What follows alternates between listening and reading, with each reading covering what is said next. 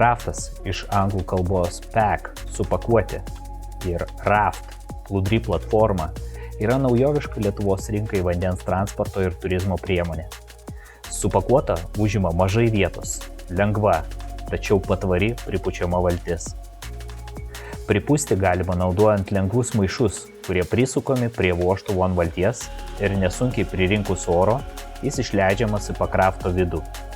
Tai pakartojus keletą kartų, vėliau pagrindinis spaudimas nesunkiai sukeliamas plaučių jėga. Ir po kelių minučių jūs jau turite paruoštą valtį, leistis upe, ežerų arba kirsti vandens telkinį jūsų žygio maršrute. Supakuotos valtis gali būti nešamos su turistinėmis kuprinėmis.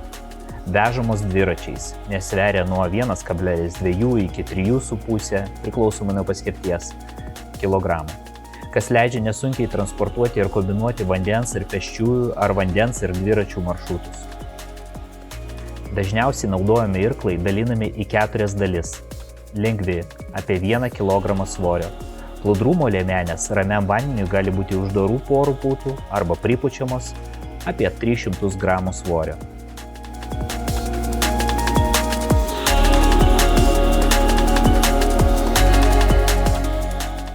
Jei pakraftas naudojamas kartu su dviračių žygiui, tai buvo pavadinta bike-raftingu anglų kalboje. Čia pavaizduotas paprastas dviratis, tik nuimti abu ratai. Kartais Lietuvoje užtenka nuimti tik vieną priekinį ratą. Mes turime daug įdomios vaizdo medžiagos apie žygius su pakraftais mūsų YouTube kanale. Užeikite, susipažinti ir prenumeruokite.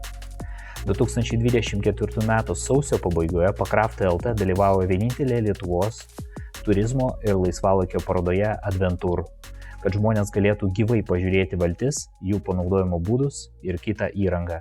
Mes nuomojame, parduodame ir taisome pakraftus. Apsilankykite mūsų tinklapyje ir YouTube kanale pakraftai.lt.